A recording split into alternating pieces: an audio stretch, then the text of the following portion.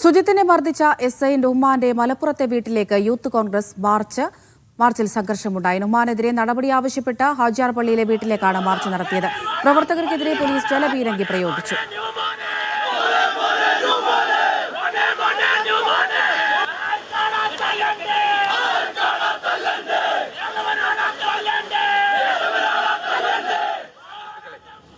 ഈ കേരളം കണ്ടതിൽ വെച്ച് ഏറ്റവും ഭയാനകമായ ദൃശ്യങ്ങൾക്കാണ് ഇന്നലെ നമ്മളൊക്കെ ദൃശ്യമാധ്യമങ്ങളിലൂടെ സാക്ഷ്യം വഹിച്ചത്.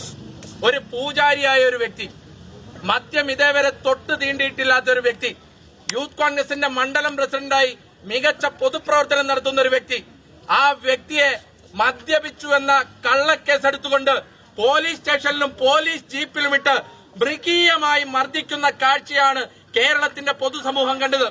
കോടതി മുറികളിലേക്ക് ചെന്നപ്പോ അയാൾ മദ്യപിച്ചിട്ടില്ല എന്ന് തെളിയുകയുണ്ടായി. അയാൾക്കെതിരെയുള്ള കേസ് നിലനിൽക്കുകയില്ല എന്ന് തെളിയുകയുണ്ടായി. പകരം അയാളെ മർദ്ദിച്ച പോലീസുകാർക്കെതിരെ കേസെടുക്കാൻ